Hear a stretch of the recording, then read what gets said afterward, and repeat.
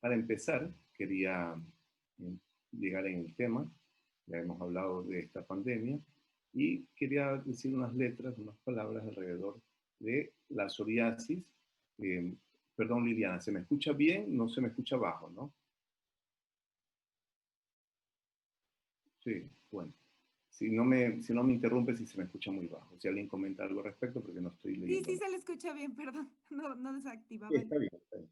Eh, em, como les decía, entonces realmente hemos observado nosotros que esta realidad de la pandemia nos ha modificado nuestras consultas. A diario nosotros observamos que eh, conversamos en los chats donde estamos con amigos dermatólogos de que sí, que es curioso que ahora estamos observando más casos de alopecia, más casos de acné, más casos de dermatitis seborreica en la cara y muchas cosas así. Nos damos cuenta y queremos de manera demostramos interés para saber cómo se está comportando cada una de estas enfermedades en esta nueva modificación que es el COVID-19. Entonces, ¿cómo se ha estado comportando la psoriasis alrededor del COVID-19? Vamos a conversar a propósito de este caso. Vamos a empezar hablando de este grupo de pacientes que tienen enfermedad severa y que han tenido acceso a este medicamento, a los biológicos, específicamente en este caso una interleucina 17. Entonces, íbamos a hablar de este paciente, un varón de 70 años, hipertenso, que trabajaba con la hipertensión con candesartán, eh, era diabético, obeso, 20 años sin fumar y con una psoriasis de 30 años, había sido manejado inicialmente en otro país con etanercept y luego por cambio administrativo acá empezamos con secukinumab, que es un anti-IL-17. Al inicio tenía una superficie corporal total de 22, un PASI 11.5. Luego de la semana de inducción, que son 300 miligramos, dos ampollas, durante 4 semanas, hizo mantenimiento mensual cada 4 semanas de 300 y luego de algunos meses tuvimos el PASI 0, la superficie corporal total 0 y del IQI 1 modificado de ese punto solamente por el prurito. ¿Sí? Este es nuestro paciente en el camino a limpiar su psoriasis. Durante el 21 de febrero se declara el primer caso de COVID en el Ecuador. El 12 de marzo presenta el paciente tos productiva, 16 de marzo fiebre de 39,5 y la radiografía con opacidad pulmonar intersticial. Iniciaron en esos entonces, así como los manejamos algunos, con acitromicina durante 6 días y paracetamol. Él tuvo francamente una neumonía por COVID, guardó cuarentena y reposo en domicilio y se aplicó inclusive durante su enfermedad la dosis correspondiente del secukinumab. ¿Sí? El 14 de abril tuvo una desaparición total de los síntomas. Entonces, utilizo este caso para conversar una interrogante constante. ¿Qué hacer con nuestros pacientes en inmunosupresión o con biológicos durante la pandemia? ¿O qué hicimos? Porque, bueno, se supone que van aminorando las medidas. No se dio la pandemia, pero sí van disminuyendo las medidas y comenzamos a tomar decisiones terapéuticas cada vez un poco más arriesgadas. Entonces, esta interrogante nos hicimos hace un par de semanas, conversamos inclusive sobre este tema y era importante saber cómo la cuarentena o cómo el tratamiento sobre la psoriasis, cómo el tratamiento del COVID modificaba la psoriasis y cómo la inflamación de la psoriasis modificaba el COVID y cómo el tratamiento de la psoriasis podía modificar el COVID. Eso es lo que estamos conversando acá. La importancia de la psoriasis en tiempos de COVID, en este trabajo que hicieron los turcos al inicio, compararon las consultas antes y al inicio del COVID y se consideraba que la psoriasis seguía siendo entre las primeras 5 causas de consulta pese a las restricciones de las cuarentenas y de todas las medidas de bioseguridad. Eh, durante la cuarentena disminuye definitivamente la adherencia al paciente. Sabemos que hoy por hoy este concepto de adherencia es un concepto que siempre estamos tratando de determinarlo, detectarlo, cuantificar y modificar, porque sabemos que, por ejemplo, en el acné y en la psoriasis definitivamente la adherencia es muchas veces el éxito hacia el tratamiento. Y nos damos cuenta de que durante la cuarentena el 68% de los pacientes con psoriasis perdieron adherencia, ¿sí? Existió estrés con pérdida de ingresos, exacerbación de la psoriasis, La cuarentena limitó el acceso a todos aquellos no familiarizados con la telemedicina, limitó inicialmente los usos de las unidades de fototerapia, había temor sobre el uso de los tratamientos sistémicos en tiempos de COVID y personalmente nosotros apenas pudimos tener control sobre nuestra consulta, luego de haber pasado unos problemas, comenzamos a contactar a nuestros pacientes con psoriasis, sobre todo los que estaban en inmunosupresores y biológicos, para asesorar al respecto. ¿Sí? Y es interesante, por ejemplo, estos reportes que existían del famoso, el acrónimo lo llamamos PEGA, aunque sería un poco diferente, pero es para recordarlo, sabemos que es la pustulosis exantemática aguda generalizada, que reportaron tanto Ronchioletti, el grupo de Ronchioletti, como en otras publicaciones, secundario al uso de hidroxicloroquina. Y uno comienza a revisar esos datos y yo me cuestiono, ¿será realmente un pega secundario a cloroquina o es una exacerbación de un paciente con psoriasis secundario a la cloroquina? De hecho, algunos de mis colegas que nos refirió a algunas biopsias en esa pandemia, tuvo un caso que estábamos en esa disyuntiva. Si es que teníamos simplemente una exacerbación de una psoriasis, porque sabemos todos que los antipalúdicos pueden exacerbar la psoriasis. Obviamente hay criterios histológicos más específicos para diagnosticar un PEGA, pero que no siempre es sencillo encontrar. Había recomendaciones inicialmente de qué hacer con los tratamientos inmunomoduladores y los biológicos durante la pandemia, durante el COVID-19. Aquí había que hacer una diferencia, qué hacer con los pacientes y qué hacer con los pacientes que tenían una neumonía y que estaban con un inmunosupresor o un biológico. La recomendación era no suspender. Eso vamos a hablar. Aquí hay algunas de las tablas que comparaban y decían disminuir dosis. Siempre se trataba de sugerir disminuir dosis a una dosis un poco más segura. Esto fue modificado. Pero hay que recordar, esto era una gran novedad cuando lo conversábamos, ahora ya lo sabemos todos muy claramente, que durante el COVID lo que realmente terminaba matando muchas veces no era la fase viral, sino era la respuesta inmunológica, que era la tormenta de citoquinas. Y vamos a ver más adelante que la psoriasis también es una expresión de tormenta de citoquinas, pero en este caso en la piel. Entonces hay ciertas coincidencias, inclusive específicamente en las interleucinas que participan de la neumonía del COVID y las citocinas que participan de la psoriasis.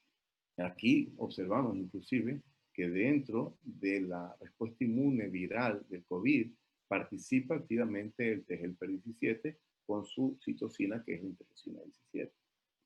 De ahí que podría justificar de alguna otra forma que algunos de los pacientes que se encontraban en biológicos, sobre todo anti-TNF y anti-IL-17, hayan reportado disminuciones de las tasas de hospitalización y de severidad.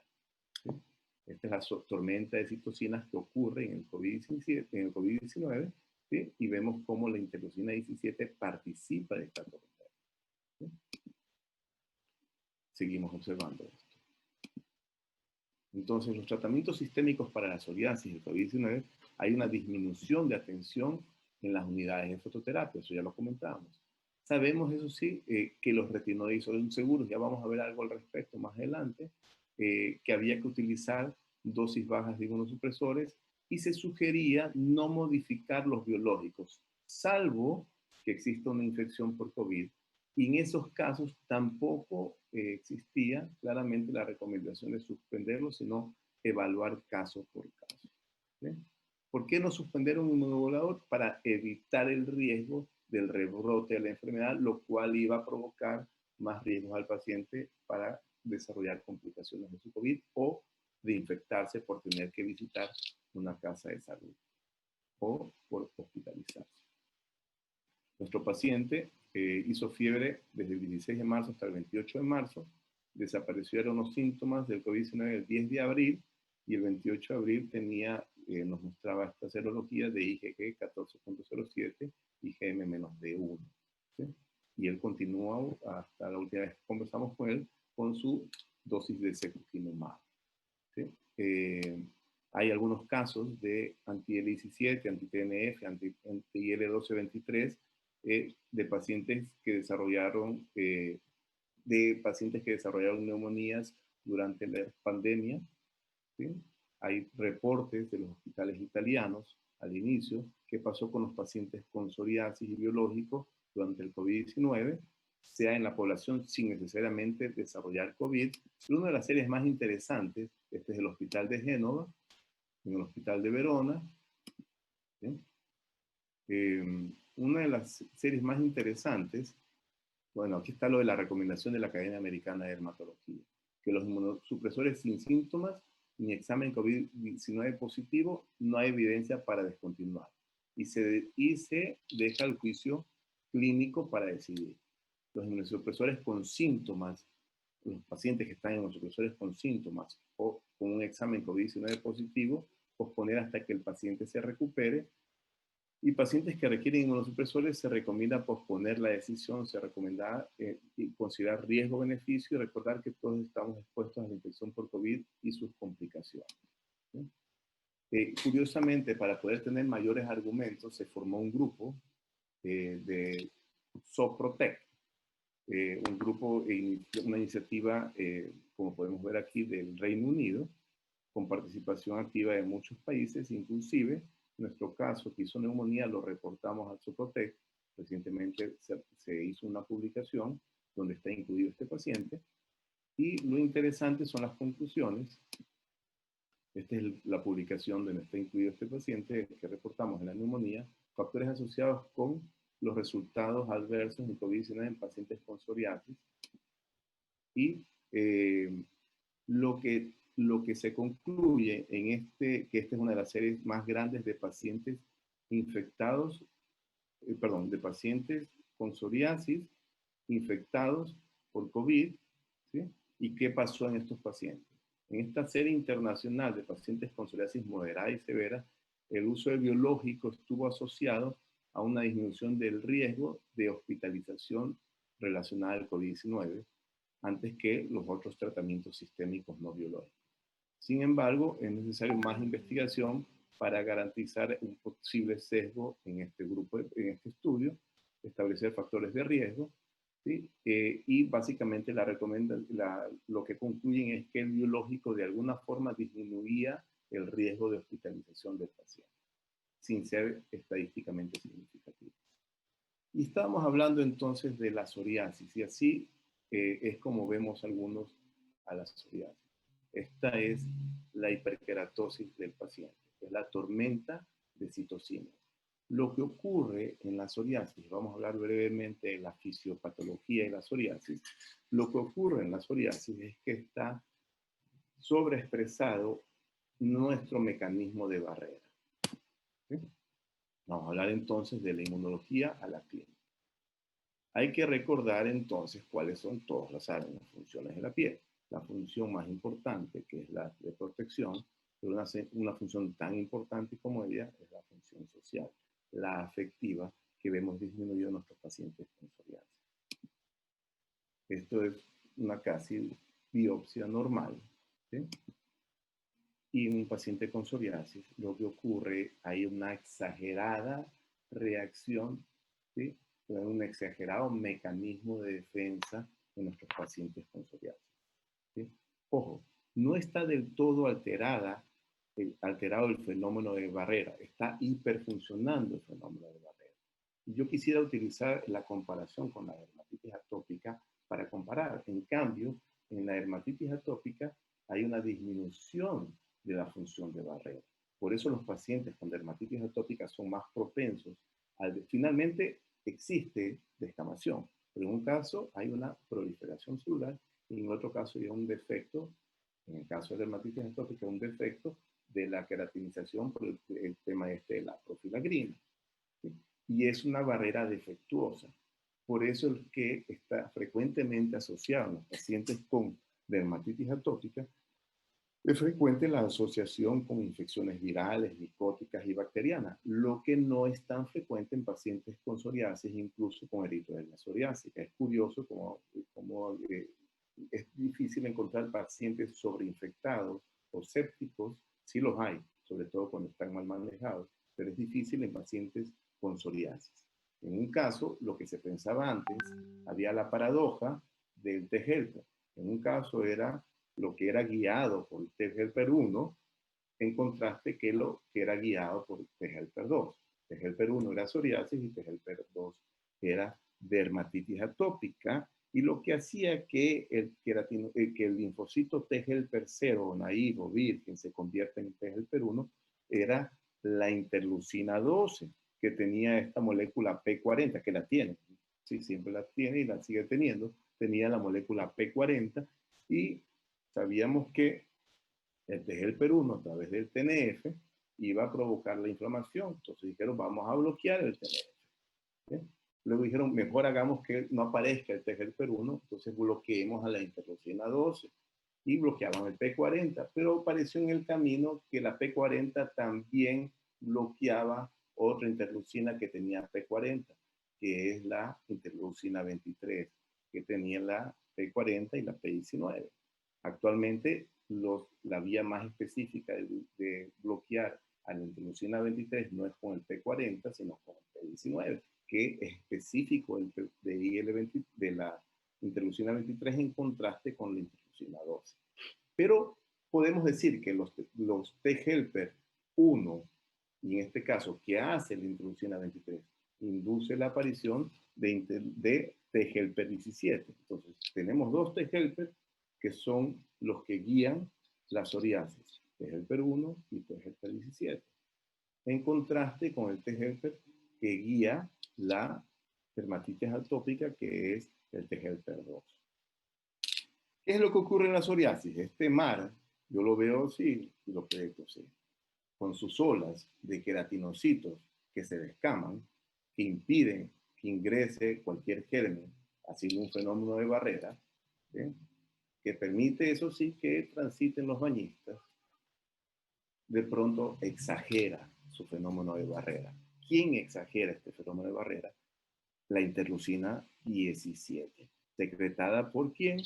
Por el linfocito T-helper 17 que aparece gracias a la acción de la interleucina 23, secretada por un dendrocito.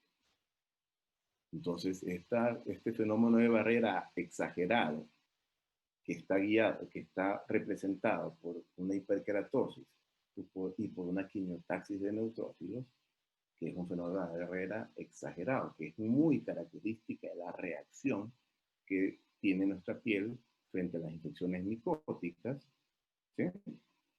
Por eso es que cuando se inhibe el TGL17 de forma específica, cuando se lo disminuye, aparecen como efectos colaterales no severos las candidosis. En nuestra serie hasta ahora no hemos tenido ninguna, pero está reportada. ¿Sí? Y esto es lo que finalmente ocurre en esta tormenta de citocinas de la piel. Hiperkeratosis con parakeratosis y neutrófilos, acantosis regular, papilomatosis, adelgazamiento de los platos epidérmicos suprapapilares, ¿sí? Que es la característica de la psoriasis. ¿Sí? Y vemos a nuestro paciente con una psoriasis pustulosa, que siempre digo yo, la psoriasis puede ser micropustulosa o macropustulosa, porque la psoriasis sabemos que tiene las pústulas de Koch. ¿Sí? Acá tenemos una psoriasis pustulosa circinada, ¿sí? Otra expresión de la tormenta de citocinas en la piel. ¿Sí? Observamos placas de psoriasis que todas las conocemos, y hoy por hoy el concepto de psoriasis se está extendiendo a un concepto de enfermedad psoriásica, donde no solamente está afectada ya la piel, no solamente está afectada las articulaciones, sino observamos enfermedad intestinal, manifestaciones psiquiátricas, enfermedad metabólica y enfermedades oculares dentro de esta enfermedad psoriásica. Aquí lo que ya observamos, ya comentamos de memoria, las células dendríticas pueden secretar interleucina 12, que hacen que aparezca el TGLP 1, o pueden secretar interleucina 23, que hacen que aparezca el TGLP 17. ¿Sí? El TGLP 1, a través del TNF, interferón gamma, altera la inmunidad celular. El TGLP 17, la inmunidad extracelular, específicamente la manifestación de la psoriasis, y el T-helper-2 la inmunidad humoral, y participa esto en la dermatitis atópica. Esto imbrincado es lo que acabamos de conversar al inicio, no vamos a extendernos tanto, simplemente es interesante cómo toda empresa empieza con, actualmente ya se reconoce, los autoantígenos que hacen que aparezca esta tormenta. Autoantígenos secretados por los queratinocitos. El LL37 es lo que aparece, todo lo que observamos y revisamos previamente. ¿Sí? Y no solamente el LL37, sino también este antígeno que es de los melanocitos, pero que también es secretado por los queratinocitos, el ADAM-TSL5. Son estos dos autoantígenos que los procesa la célula dendrítica, y producto de ese procesamiento secreta interleucina 23, que hace aparecer el TGL17, que secreta interleucina 17, que hace proliferar al queratinocito para que exista la hiperkeratosis y para que se secreten péptidos antimicrobianos que llaman al neutrófilo para formar las pústulas de Kogo y los microabscesos del mundo. ¿Sí? Nuevamente, no solamente la interleucina 17 no solamente es secretada por T-helper, sino por otras células. Y tiene su efecto sobre la piel, sobre la articulación, sobre el intestino, sobre el sistema nervioso central y cardiovascular. A veces los tratamientos biológicos dirigidos contra interleucina 17 pueden ir contra la interleucina, en ese caso el biológico tendrá una K en la mitad, o contra el receptor, ¿sí? En ese caso no tendrá la K, como el brodalumab. ¿Sí? Los péptidos antimicrobianos que participan de la quimiotaxis de neutrófilos. ¿No? Y eso es lo que quería comentarles respecto a la inmunología. ¿Sí? Un poco rápido porque he sido ambicioso y he querido conversar de más temas respecto a la psoriasis. Yo creo que una psoriasis severa, ¿sí? O una psoriasis moderada, la gran mayoría de los dermatólogos la sabemos manejar. ¿Sí? Basta tener un interés y una correcta formación y vamos a poderlo manejar con el tratamiento que más nos sintamos a gusto. Lamentablemente, cuando la psoriasis es resistente a una de las moléculas más nobles, digo yo, respecto a la psoriasis, que es el metotrexato, comienzan nuestros problemas, porque lamentablemente no todos los pacientes tienen acceso a la terapia biológica.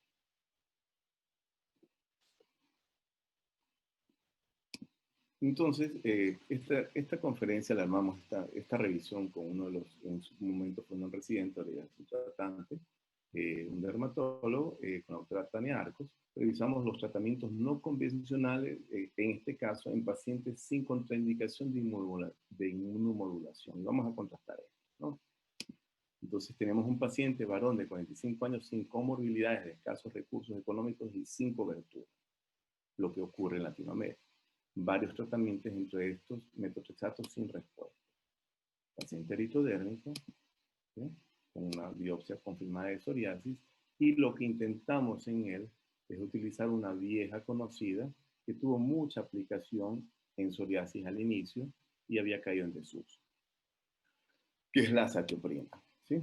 Hay que saber que la azatioprina hay que estar de cerca. Yo personalmente me acerco mucho a los hematólogos para manejar azatioprina. Sabemos que lamentablemente no tenemos el estudio del metabolismo del metabolito que nos da la seguridad, la tiometil, del uso de la azatioprina. Y lo que hacemos nosotros es testear la seguridad del paciente, incrementando, como lo hacen los hematólogos que manejan mucha azatioprina, y como lo hacemos muchas veces en los PENFIOS, que es lo que nos da el background para poder manejar azatioprina. Y se puede utilizar estas dosis convencionales de 100 miligramos. ¿Sí? Pero curiosamente, pese a estas publicaciones, cayó en desuso. ¿Sí? No vemos mucho. Sí aparece en las guías colombianas, ¿sí? Y se sugiere, pero acá en el país no existe, la forma de determinar la tiopurina metiltransferasa, que nos indica la forma segura de trabajar con la azatioprina. Otra forma que hacemos es, como conocemos en Pénfigo, es ir incrementando las dosis de a poco, sabiendo que la dosis que normalmente usamos es 100 miligramos, ¿no? Pero que muchas veces no es suficiente.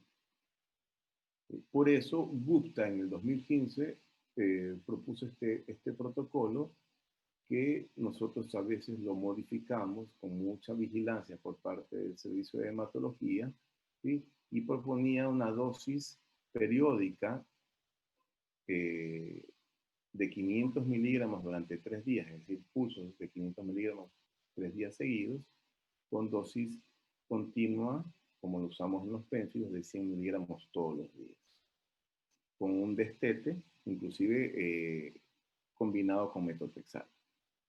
¿Sí? Algunos se hicieron eco de esta propuesta, como es Bruce Smollett, como una propuesta interesante cuando no lo estamos proponiendo como una primera línea, ni segunda línea, sino una tercera línea, cuando no tenemos acceso al paciente, a que el paciente reciba un biológico. ¿Sí? Y así tenemos a nuestro paciente que pasó de vitrodela sin respuesta a metotrexato a un clara aclaramiento de su patología. O también teníamos en este caso tratamiento no convencional en pacientes con psoriasis palmoplantar o con contraindicación de inmunomodulación. En cambio, esta revisión la hicimos con otra residente en su momento, la dermatóloga, la doctora María Belén Estrella. ¿Sí?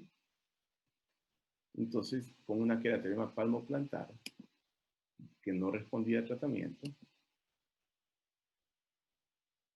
Y el otro caso que presentamos acá es en cambio un paciente con contraindicación de inmunosupresión o inmunomodulación o una contraindicación relativa, algo que se parece mucho a lo que vivíamos actualmente con el tema del COVID. ¿Sí?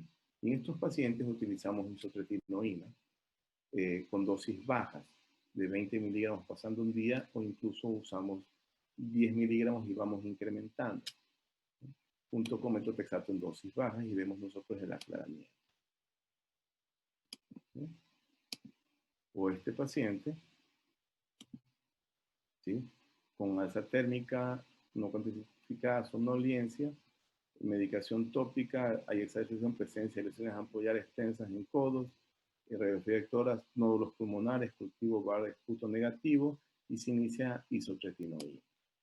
Yo he escuchado, hemos compartido esta experiencia con isotretinoína y cada vez que compartimos hay opiniones disímiles. Sería interesante de pronto si se abre un poco la conversación posteriormente a esto, ¿sí? Y algunos, bueno, como decía algún profesor, todo el mundo habla como le fue en la feria o en la fiesta, ¿no?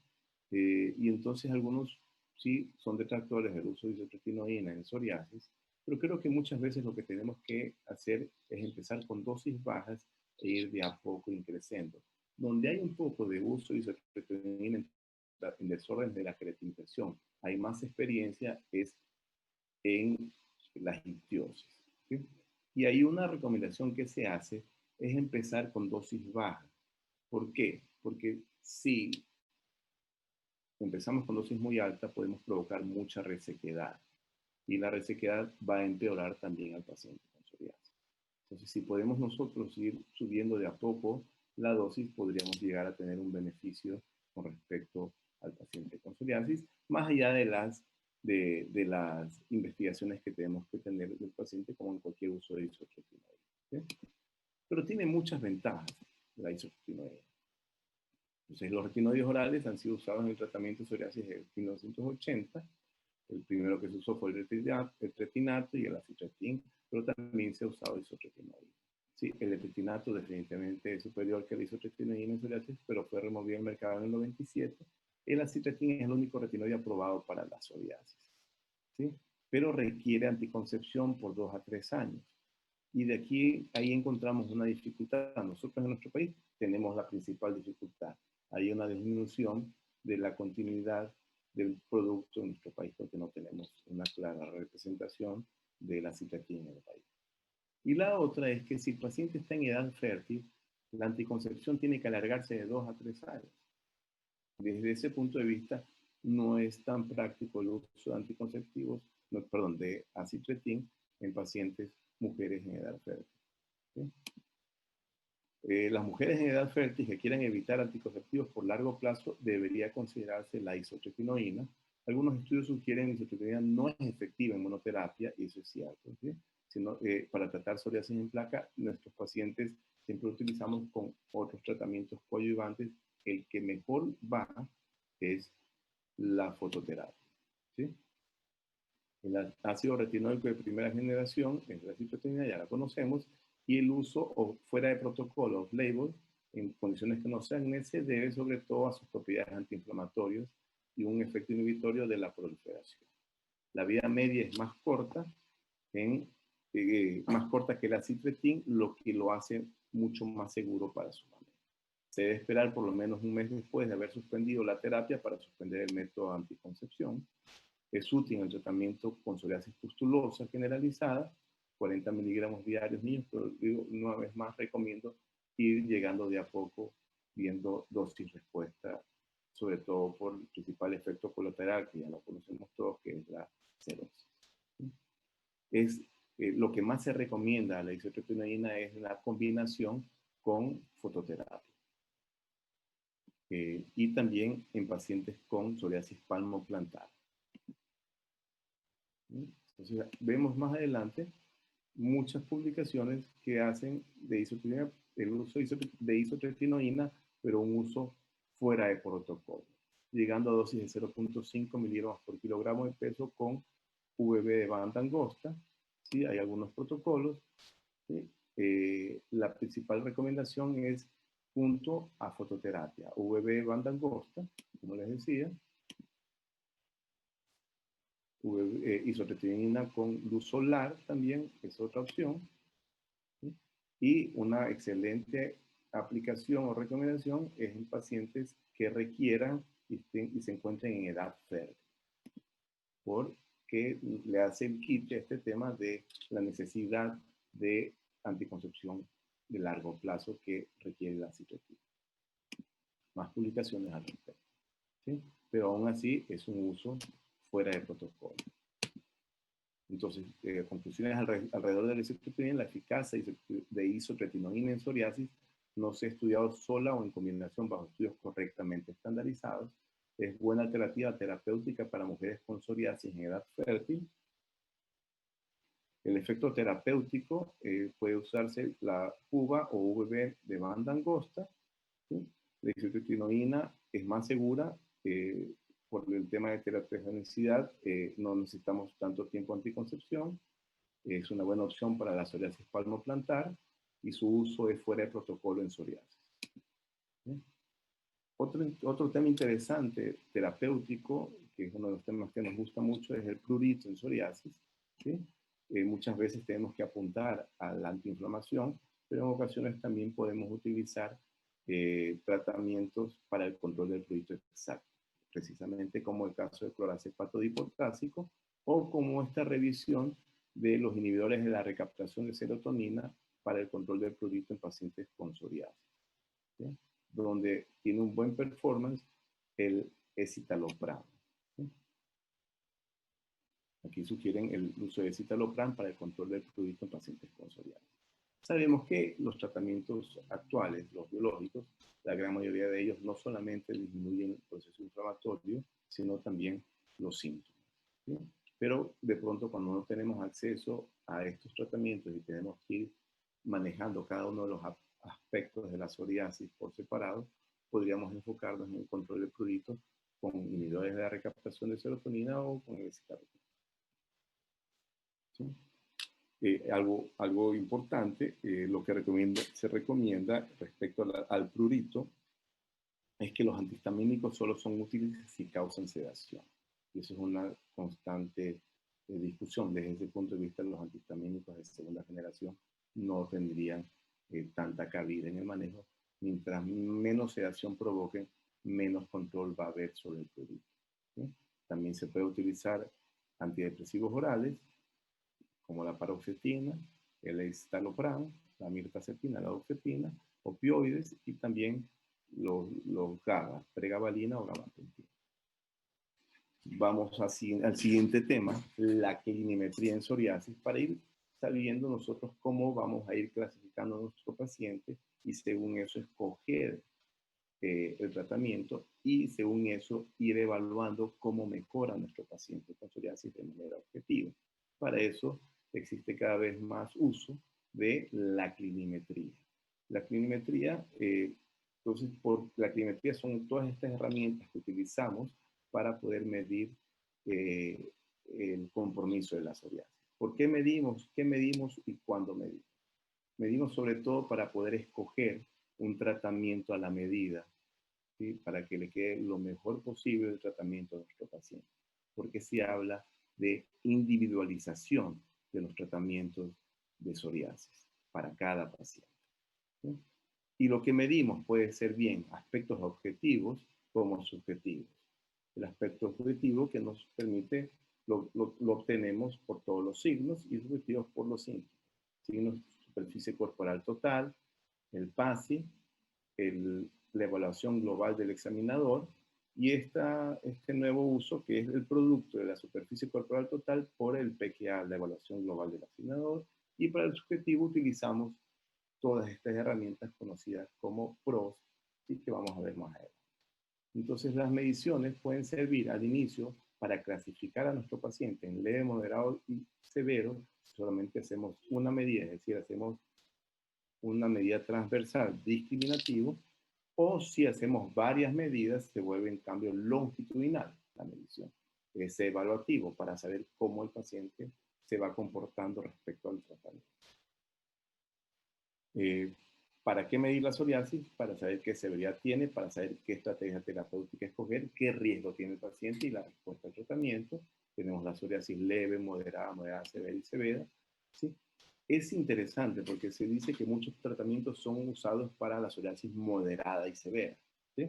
Pero es fácil saber qué es leve, es fácil saber qué es severa, pero es difícil saber qué es moderada, es difícil definir cuál es exactamente el límite entre leve y severo.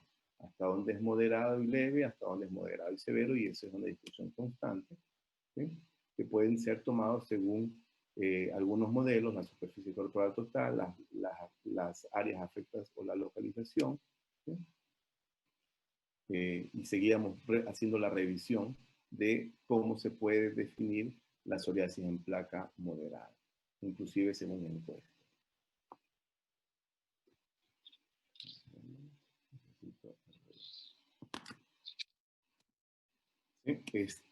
Y entonces vemos más o menos que la psoriasis, la severidad de la psoriasis, PASI menos de 7, puede ser leve y moderada, PASI de 7 a 15 moderada y PASI de más de 15 severa, ¿sí? Pero esto va en relación con el cuestionario de calidad de vida, el DLQ, ¿sí?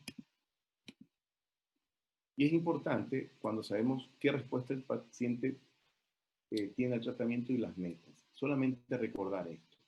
La principal forma de decir ese tratamiento no sirve es cuando no tiene la capacidad de reducir al 50% el PASI.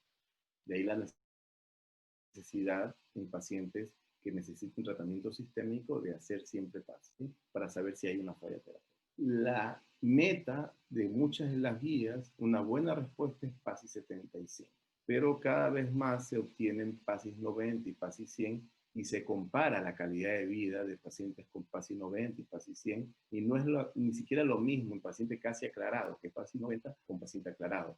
Peor aún, un paciente que tiene un PASI 100 tiene una calidad de vida muy importantemente modificada a favor, en contraste con un paciente atribuido como una buena respuesta como PASI 75. ¿Sí? ¿Qué usan los pacientes, los médicos para evaluar? La gran mayoría usa la superficie corporal total, ¿sí? Otro grupo usa PASI y muy pocos usan la evaluación global del examinador, ¿sí? La superficie corporal total tiene buena reproducibilidad, muchos sabemos utilizarla y de forma más rápido, y recordando asimismo que nuestra regla, que es la mano, ¿sí? Es igual a el 5%. ¿Sí?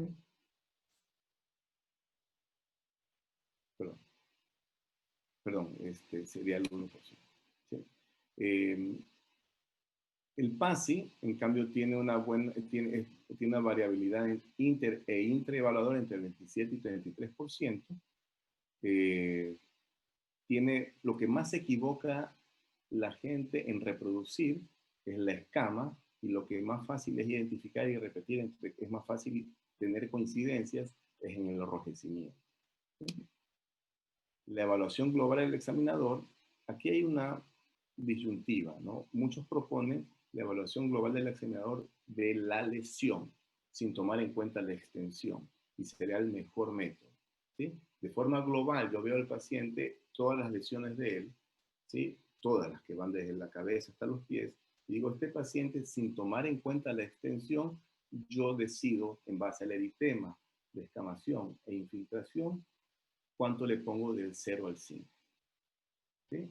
Y eso, si yo lo hago de esa forma y lo multiplico por la superficie corporal total, llego a tener una escala que va del 0 al 500, que podría ser una manera fácil de reemplazar al PASI.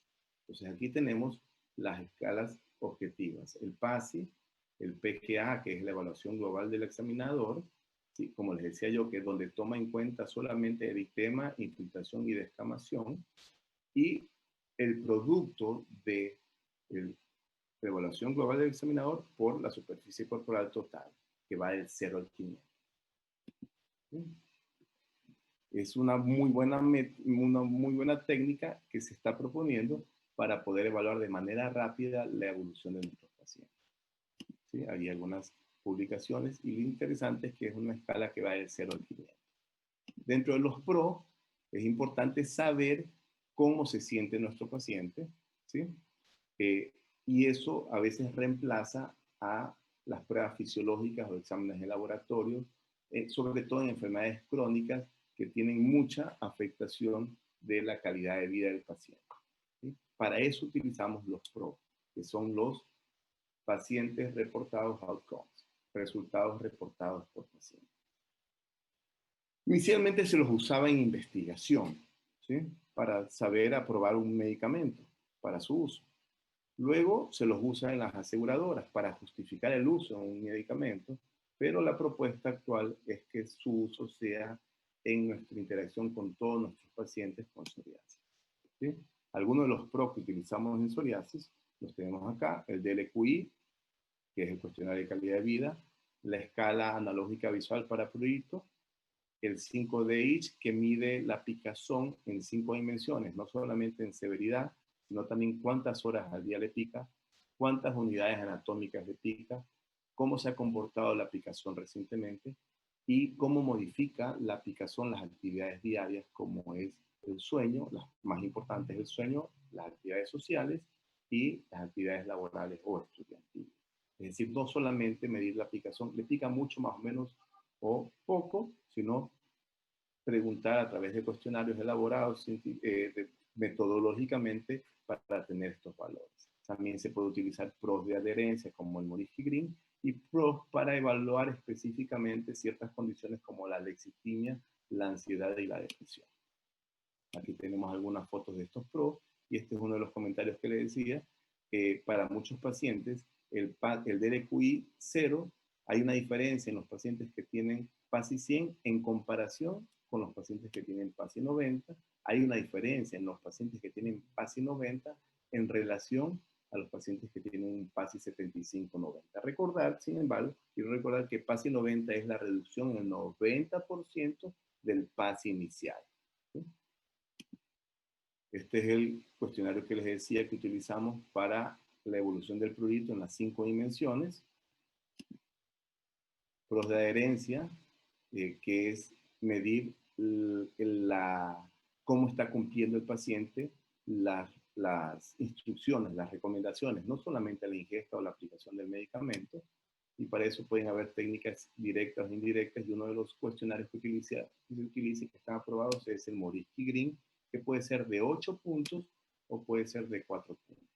Y este es el cuestionario de Alexithymia, en cambio, que usamos gracias a un trabajo liderado por el doctor Iván Cherres, junto con el cuestionario de detección de ansiedad y depresión, utilizamos para determinar este fenómeno que se lo conoce como alexithymia, que es la incapacidad que puede llegar a tener un paciente para expresar sus sentimientos.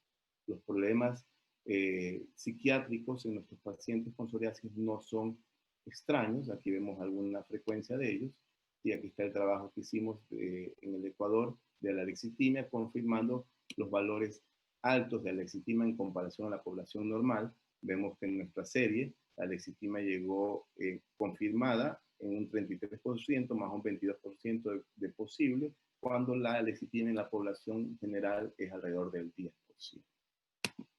La alexitimia mejora cuando mejoramos el PASI, el DLQI, la ansiedad o la depresión o el alcoholismo. ¿Qué mejoramos cuando mejoramos nuestros pacientes con psoriasis? Los problemas psiquiátricos de nuestros pacientes con psoriasis aparecen no solamente aparecen vinculados, a las citoquinas proinflamatorias que pueden hacer provocar cambios en el señalamiento de neurotransmisores con depresión e incluso llegar a ideas suicidas. ¿Sí?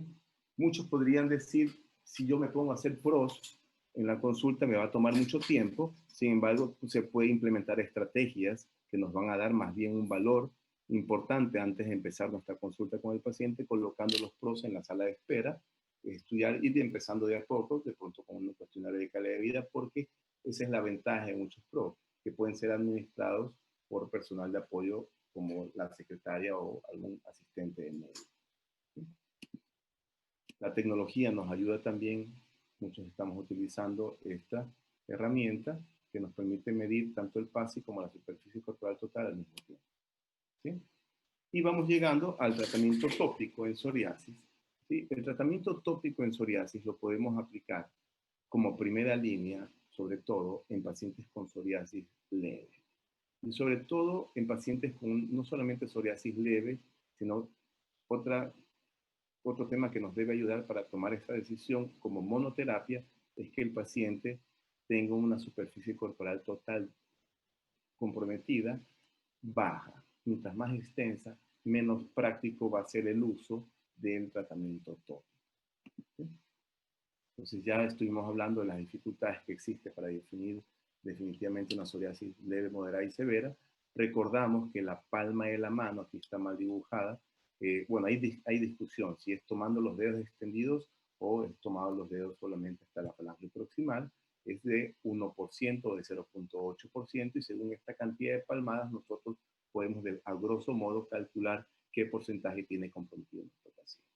Y sabemos que hasta el 4, ¿sí? o 5% hablamos de una psoriasis con poca extensión. El tratamiento tópico es apropiado cuando la psoriasis afecta a menos del 5% de la superficie corporal total. Ya vamos a ver a través de un ejercicio práctico por qué. La primera línea aprobada estamos los calcipotrienos y los corticoides de alta potencia, pero vamos a revisar y lo sabemos, simplemente vamos a recordar que estos no están exentos de efectos colaterales.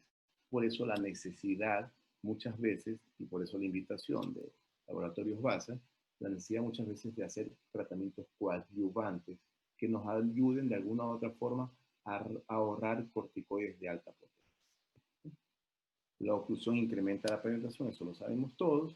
¿Sí? La psoriasis en placa podría ser manejada, y esto es interesante, podría ser manejada por un médico no especialista, pero recordando muchas veces que la psoriasis no es una enfermedad de la piel, es una enfermedad sistémica. Y quizás no de manera imperativa, pero sí a largo plazo, ese paciente debería de ser evaluado, más corto que largo, debería ser evaluado por un dermatólogo. ¿Sí? Aún así, una psoriasis leve podría ser diagnosticada y manejada de manera inicial por un médico no dermatólogo. Los pacientes con psoriasis moderada severa se debe considerar tratamiento sistémico y debe ser complementado con tratamiento tópico. Es decir, el tratamiento tópico, ahí va la segunda aplicación, tratamiento tópico de un tratamiento coadyuvante, que es complementar un tratamiento sistémico. El uso de todo el tratamiento tópico en estos pacientes es poco exitoso. Si el paciente no mejora con corticoides, no puedo ponerle más corticoide tópico. ¿Sí? Agrego coadyuvante o tengo que pensar seriamente en el siguiente nivel de tratamiento sistémico. Muchas veces es la fototerapia en tanto en cuanto no tenga compromiso articular. El tratamiento incompleto, esto es interesante, este concepto, puede provocar una pérdida de la esperanza del paciente hacia su enfermedad. Y eso finalmente es lo que detectamos muchas veces los dermatólogos, que el paciente ya está aburrido porque lo tienen con otro corticoide más. ¿Sí? Es importante recordar qué porcentaje, ¿sí? Cuántas unidades de crema se va por cada una de estas unidades anatómicas. Y aquí recordar que lo que entra en el pulpejo de un dedo es igual a 500 miligramos. ¿Sí? Recordamos el 1%. ¿Sí?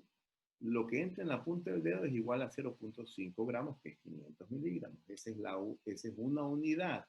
Y una unidad cubre 2% de superficie corporal total, es decir, 2 palmas. ¿Sí? Es decir, en el supuesto caso de un tubo de 30 gramos, ¿sí? Por 2, tenemos 60 unidades, eso va a cubrir 120% de superficie corporal total, se van a ir 30 días, eso finalmente representa 4 palmas diarias por un mes. ¿Sí? Si yo aplico 2 veces al día una crema, yo no puedo tener resultados prácticos y objetivos si el paciente tiene más del 4% de superficie corporal total. Eso es lo que estoy diciendo. Entonces, si yo tengo un paciente con más del 5% de superficie corporal total, yo tengo que tener mucho cuidado con el corticoide, muy aparte de lo que ya todos ustedes saben, todos sabemos, bueno, somos especialistas en manejo de corticoide tópico, pero debemos recordar que si ya no responde, debemos pasar a la siguiente cifra, que es la fototerapia o que es el inmunosupresor o que es el biológico.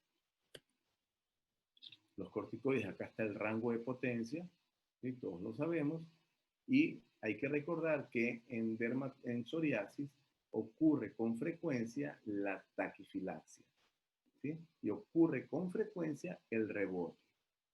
Entonces, no es raro, muchos hemos presenciado como pacientes, inclusive hacen Cushing con la aplicación de corticoide fluorado. ¿Sí? Esto lo sabemos todos, ¿sí? Vamos a pasarlo. Los análogos de la vitamina D también son muy prácticos, son muy importantes, pero siempre hay que tener cuidado el tema de la irritación, por eso muchas veces va combinado con corticoides. ¿Sí? El tazaroteno, la presentación es de menor tamaño, a veces también la presencia en nuestro país también es irregular, a veces hay, a veces no hay, tiene irritación y fotosensibilidad y está considerado dentro de la categoría X. ¿Sí? El tacrolimus y hipermecrolimus lo solemos usar nosotros cuando las áreas comprometidas son susceptibles, sobre todo lesiones de piel delgada, o en áreas con propensión a lesiones de acné, áreas delicadas, pero es reconocido que es poco efectivo. ¿Sí? Los emolientes, ¿sí? La eficacia es muy útil en tratamiento coadyuvante. ¿Sí? Hay algunos trabajos con aloe vera con resultados controversiales, pero en general es muy útil en tratamiento coadyuvante, no como monoterapia. El ácido salicílico, una medicación no FDA, y diariamente se lo utiliza, hay data insuficiente solo, ¿sí?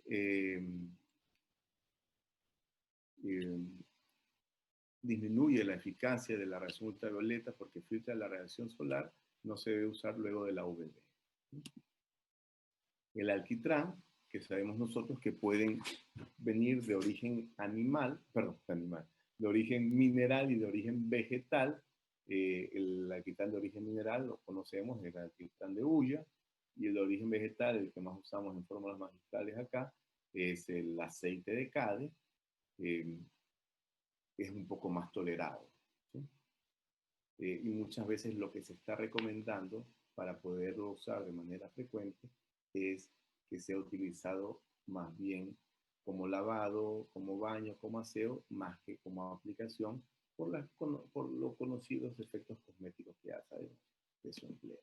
¿Sí? En una psoriasis limitada, entonces, o leve, tenemos el uso de corticoides con calcipotrieno, podemos usar tazaroteno, podemos usar calcinurina, podemos utilizar fototerapia target, y como segunda línea podemos utilizar un tratamiento sistémico.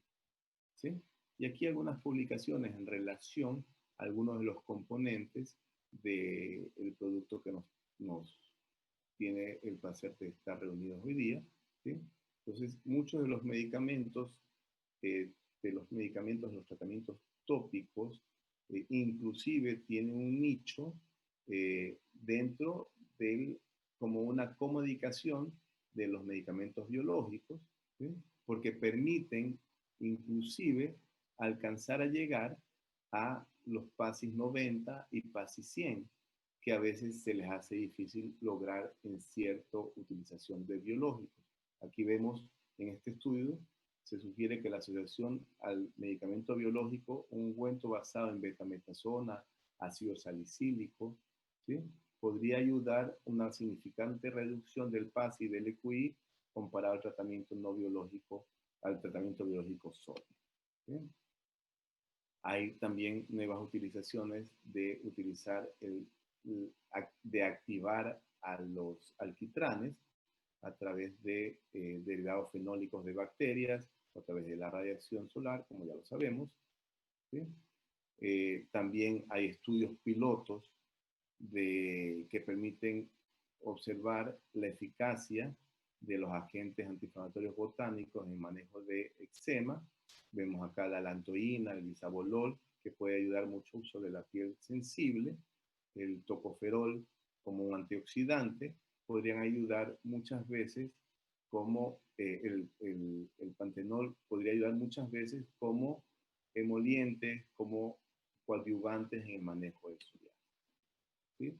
En estos agentes botánicos tópicos para el tratamiento de psoriasis, una revisión sistemática, el aloe vera podría ayudar una vez más en el tema de un tratamiento complementario, no reemplazando definitivamente a principios activos tópicos, pero sí complementario para permitir ahorrar corticoides.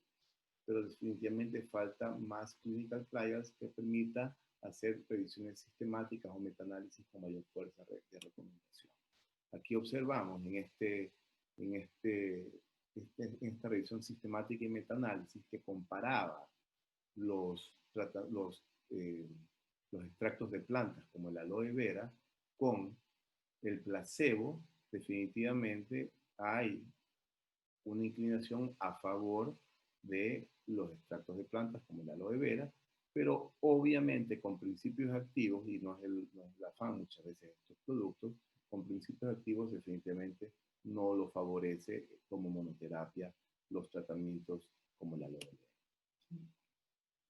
vera. Acá observamos en cambio con respecto a los alquitranes, ¿sí? Sabemos que los corticoides tópicos, ¿sí? Acá observamos como los corticoides tópicos son de los más indicados para el manejo de psoriasis. Sin embargo, los coaltares, el alquitrán, sobre todo el uso frecuente de alquitrán, 2 veces al día su uso, está en relación con cierta mejoría de ciertas formas de psoriasis. ¿Sí? Esta es la línea que nos invita a ofrecer, nos invita a usar Laboratorios Basa, Sores, que tiene entre sus principios activos algunos de los medicamentos, algunos de los compuestos que venimos conversando, ácido salicílico, aloe vera, pantenol, alantoína, en el caso del shampoo, en el caso del jabón, aparte del licor carbónico destilado, que es el alquitrán de hulla, el detergente de licor de carbón, también tiene carbón vegetal, ¿sí? Y otros queratolíticos y emolientes que nos pueden ayudar en el manejo de la psoriasis. Y cremas hidratantes que nos pueden ayudar también no solamente para hidratar, sino para desinflamar a nuestros pacientes con psoriasis en los tratamientos que nosotros escojamos con principios activos que ya hemos conversado el día de hoy. ¿Sí? Esta es nuestra actividad que solemos hacer en nuestro Hospital Vernaza cada año, el Día Mundial de la Psoriasis. Esperemos que pronto nos va a tocar celebrarla ahora vía Zoom, ¿no?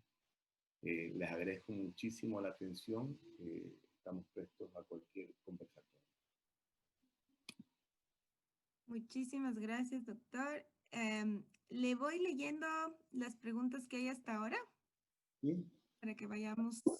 Igual les invito a hacer preguntas si es que Si es que tienen alguna duda, vamos a ir leyendo ahorita las preguntas. Nos preguntan qué es el ITCH. ¿El ITCH? Sí, ITCH. ¿En dónde está? En la preguntas y respuestas de ahí abajo. El ICH, perdón, el ICH. Ah, ich. Disculpe. Ah, es picazón. Sí, sí, el ICH, el prurito. Sí, buena pregunta. Gracias, doctor. Eh, el ICH, el prurito, el 5 de ICH, que era la herramienta que habíamos, es que probablemente faltó el 5 de ICH, es esta herramienta que le explicamos ya en ese momento, ¿no? Que no solamente valora la severidad del prurito en leve, moderado, severo o del 0 al 10 que normalmente nosotros tratamos de hacer a nuestros pacientes, sino también evaluamos cómo se ha comportado la picazón en los últimos días, en la última semana, cómo afecta la picazón, el prurito, las actividades diarias, como el sueño, como las actividades laborales, eh, cómo, eh, cuántas unidades anatómicas están afectadas, y en base a eso nosotros tenemos una mejor evaluación del comportamiento de la picazón en nuestros pacientes. ¿Sí? La psoriasis pustulosa realmente es un desafío, ¿no? Hay que identificar exactamente qué es lo que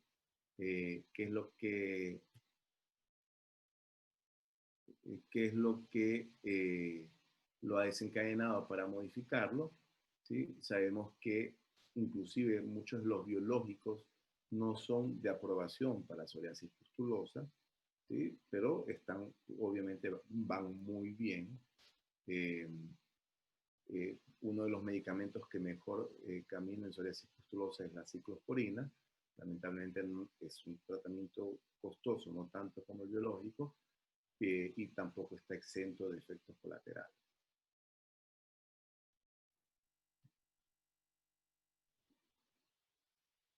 ¿Usted está leyendo las preguntas? ¿O Y, y realmente me están poniendo en jaque en algunas, ¿no? Por ahí no sé lo que es, no sé si nos puede comentar Carla Yanela Muñoz, el alcalde, de pronto es no me conecto, no sé si es algo obvio, pero no lo entiendo. Gracias. Si lo puede comentar, Carla Yanela, sería fabuloso. Eh, Muñoz. Juan José, un abrazo, qué gusto verte a través de este chat.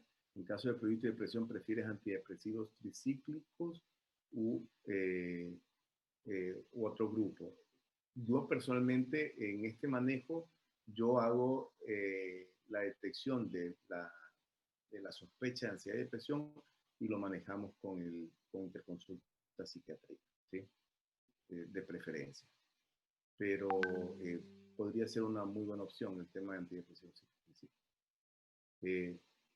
Mario, qué gusto verla acá. Igual sería interesante, Juan José, que cómo lo manejas tú el tema del prurito y la depresión. Sería interesante conversar, así sea a través del chat. La doctora Licoa, gusto saber de usted.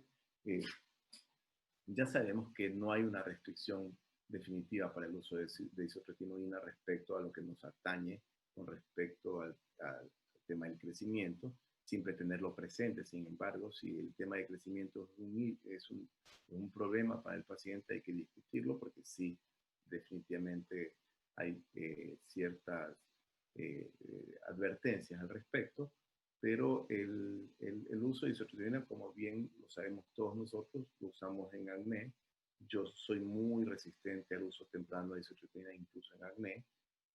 Y en psoriasis, afortunadamente, los casos de psoriasis que requieran isotretinoína son pocos en paciente infantil, porque sabemos que la curva bimodal de psoriasis es 20-30 y 50-60, y no es tan frecuente la necesidad de utilizar isotretinoína en niños, pero en todo caso no habría una contraindicación absoluta.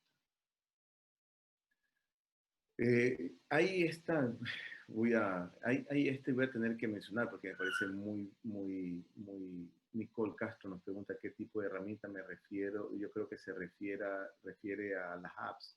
ahí está del Sorcal, obviamente como se escribe psoriasis, PSOR, CalCALC, que es de uno de los laboratorios de biológico, AVID, y creo que está la versión tanto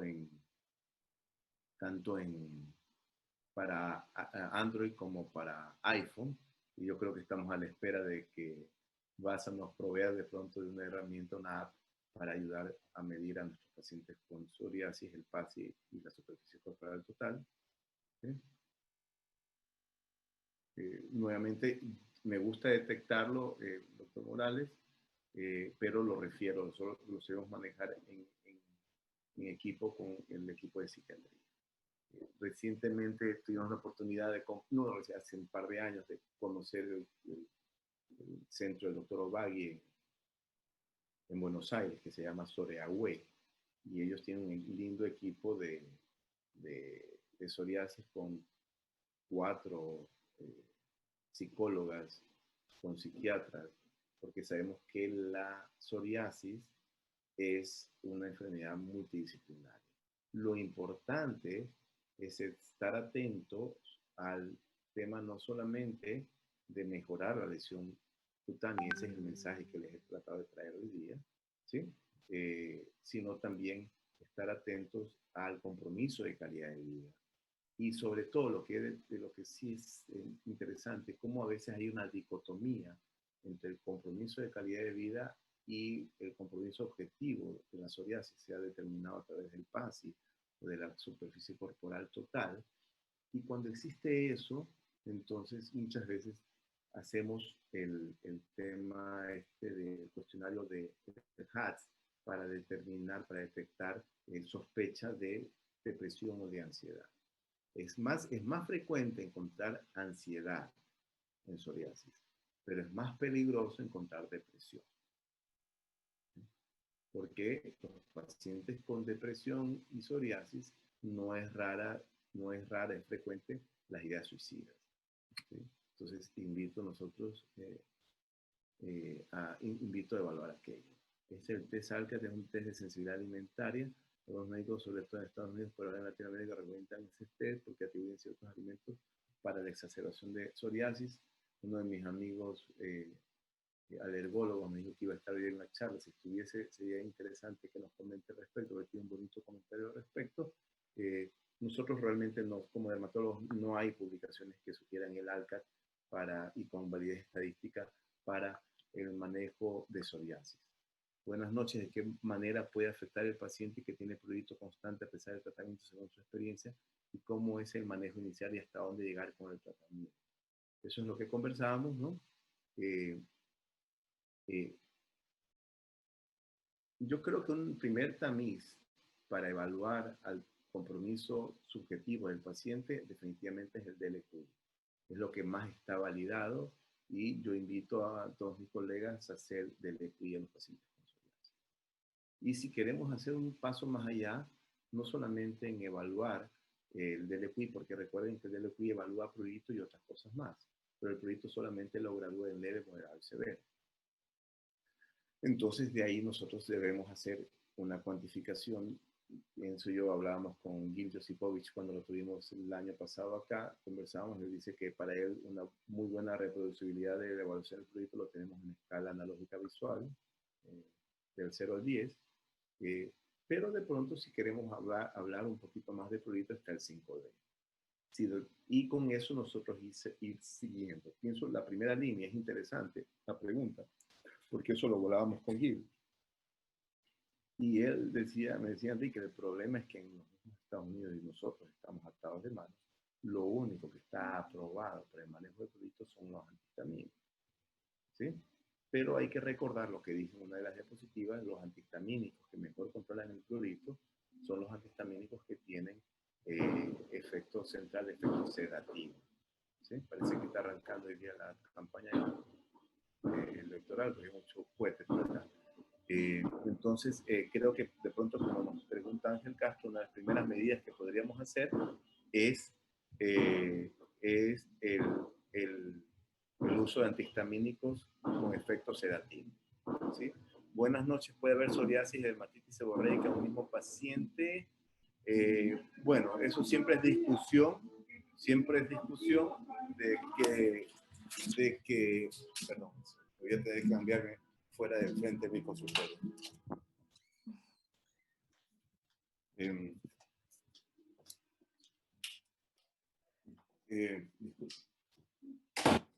Entonces,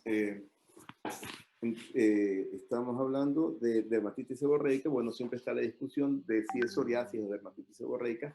Lo que hay que tener creo que hay que tener en mente, y lo vemos con frecuencia, conocemos bastante psoriasis, lo vemos aún más, es que la dermatitis, la psoriasis no necesariamente está excluida cuando un paciente tiene un compromiso seborreico, ¿sí? Podemos encontrar nosotros un compromiso seborreico light, tipo dermatitis seborreica, y el paciente puede seguir teniendo una psoriasis.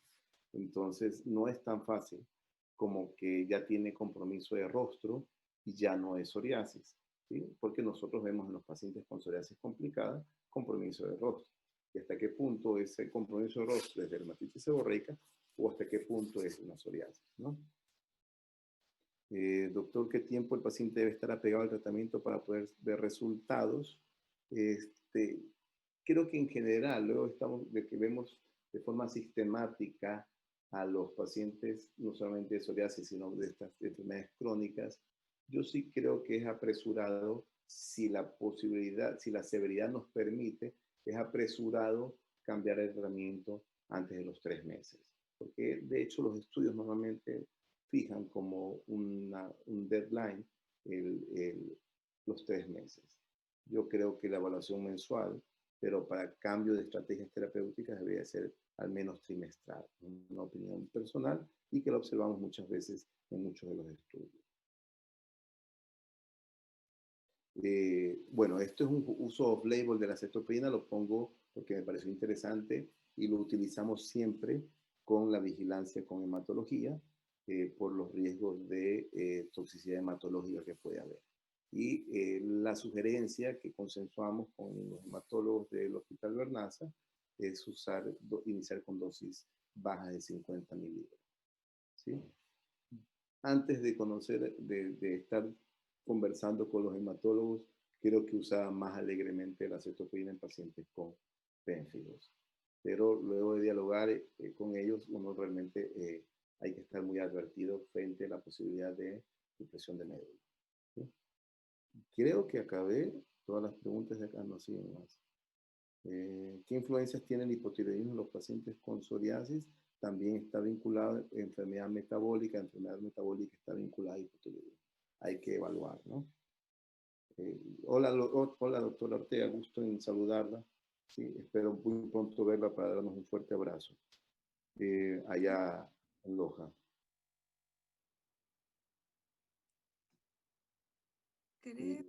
Yo creo que estamos, no sé si tiene algún comentario. Hay más preguntas acá, pero... Hay más preguntas, pero creo que voy a hacer un resumen de las preguntas y respuestas y les enviamos por correo para, por si acaso haya quedado por ahí una suelta por el tiempo, ¿no? ¿Les parece? Sí, sí. Sí. Muchísimas gracias, doctor, por su charla. A continuación, no se desconecten que vamos a hacer el sorteo de los premios. Antes del sorteo les quiero enseñar solo este corto videito sobre un resumen de la psoriasis y sobre Sorex. Y vamos a continuar con el sorteo.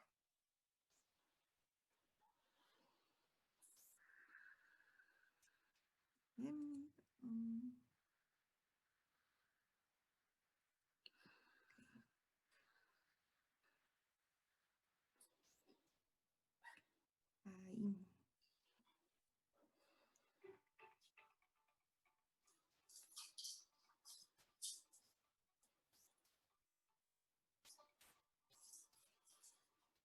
No se escuchan.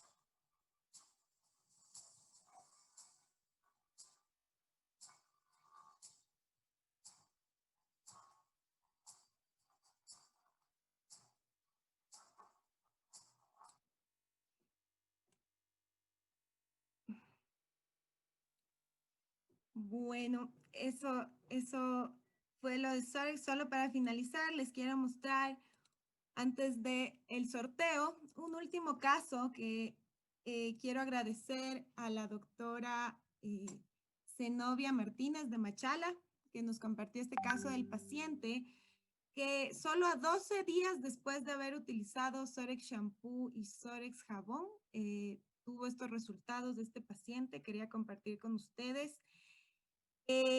Obviamente nosotros ya ahorita estamos haciendo unos reportes de casos y que les daremos llegar, pero quería compartir este gran avance. Como pueden ver, hasta en la oreja que usaba el jabón, se le disminuyeron las placas. Entonces les invito a probar esta línea y a continuación, antes del sorteo, lo último de la noche, voy a dejar unas palabras del ingeniero Javier Íñiguez, quien es nuestro gerente regional de la costa. Y procedemos con el sorteo. ¿Bien?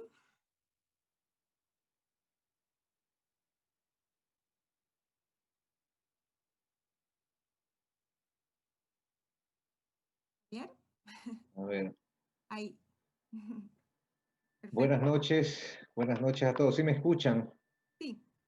Muy bien. Bueno, primero que nada felicitar al doctor Enrique Loaiza por esta charla magistral que nos ha dado sobre la psoriasis y los tratamientos que existen al momento.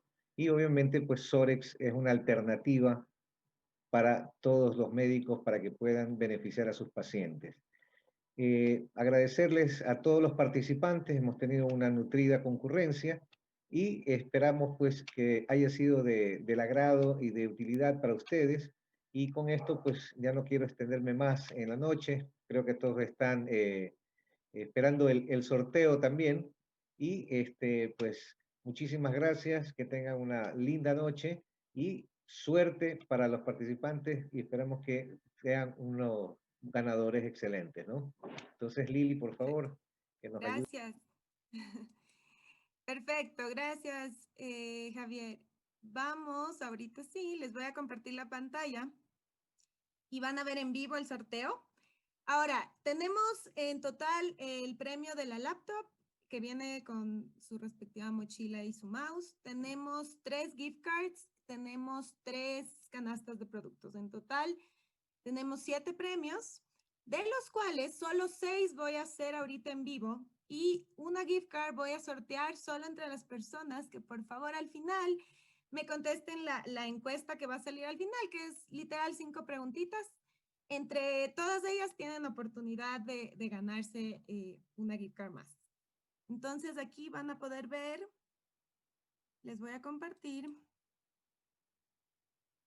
Bueno, aquí está, yo ya incluí todos los participantes, aquí están los premios que, bueno, van a ser la laptop, las 2 gift cards y las 3 canastas. Vamos a ver. Suerte a todos.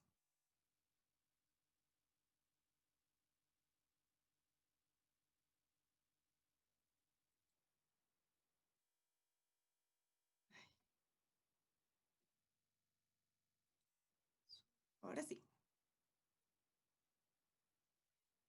El ganador de la laptop es Iván Seas. Se encuentra aquí Iván Seas. Por favor, escriba en el chat porque si no está, se perdió de una laptop. De la primera gift card es Edith Marroquín. De otra gift card es Hugo Domínguez. Canasta de productos se lleva Rocío Ormaza, Marta Buccelli y Diana Arcentales. Pero por favor necesito que los ganadores escriban yo o lo que sea, escriban en el chat para ver si es que se ganan o sorteamos de nuevo. Si sí se llevan.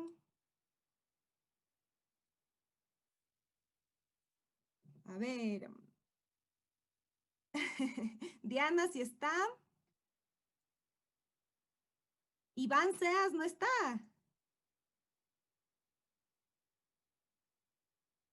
Creo que no está. Marta Buccelli sí está, Rocío Ormaza sí está, Diana Arcentales también. Bueno, creo que la laptop, Hugo Domínguez también. Edith, tal vez.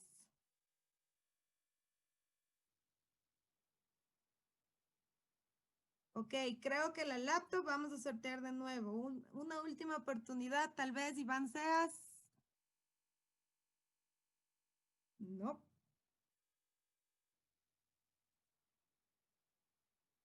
Ok, vamos a sortear la laptop una vez, que es el premio más esperado. Los demás sí, y me parece que una gift card también, porque Edith tampoco está. Los demás ya me comunico con ustedes para entregarles los premios.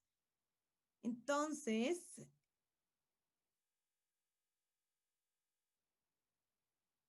perdón, me toca pegarlo, ¿no?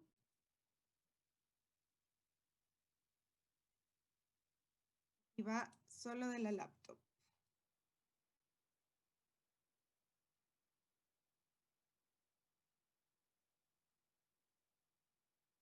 Okay.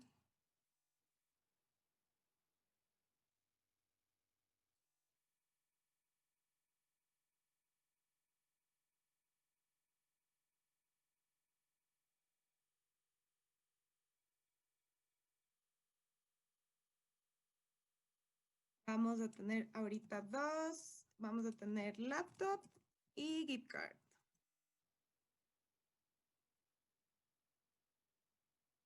Aquí vamos. Ahora sí, suerte. Me preguntan cómo sé si estoy en la lista. Todos los que se registraron, si ingresa, obviamente, si pudieron ingresar, están registrados. Todos ellos están aquí en esta lista. Excepto saqué a los que trabajamos en Baza, pero de ahí están todos.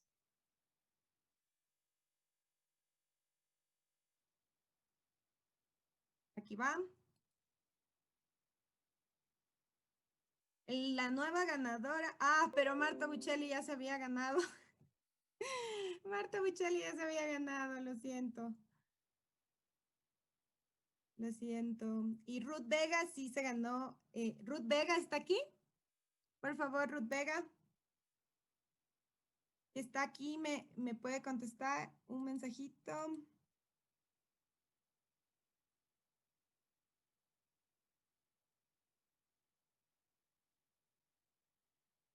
Ruth Vega, ¿no?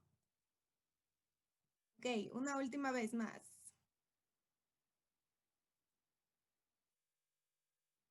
Vamos, la tercera es la vencida.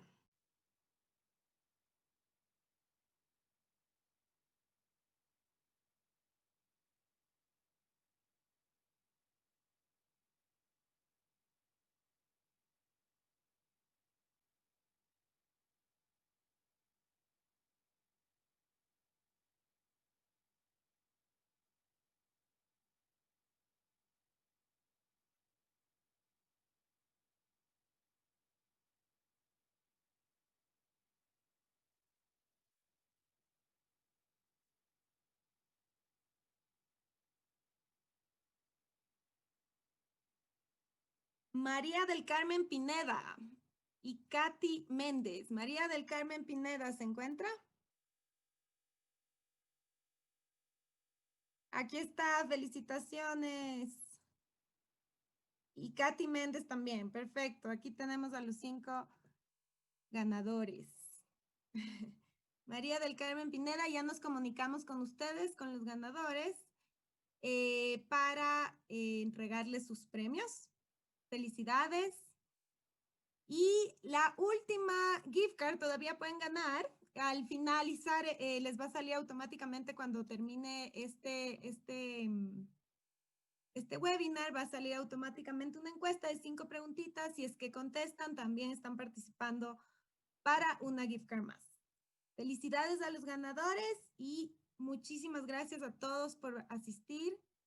Espero que les haya gustado y cualquier pregunta, bueno, igual nosotros les vamos a hacer llegar la grabación, preguntas y respuestas si es que ustedes lo desean.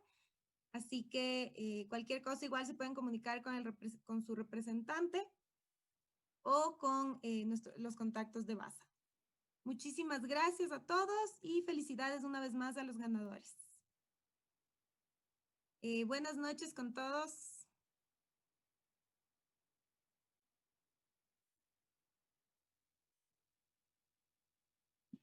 Buenas noches. Gracias por todo. Gracias, doctor. Hasta luego.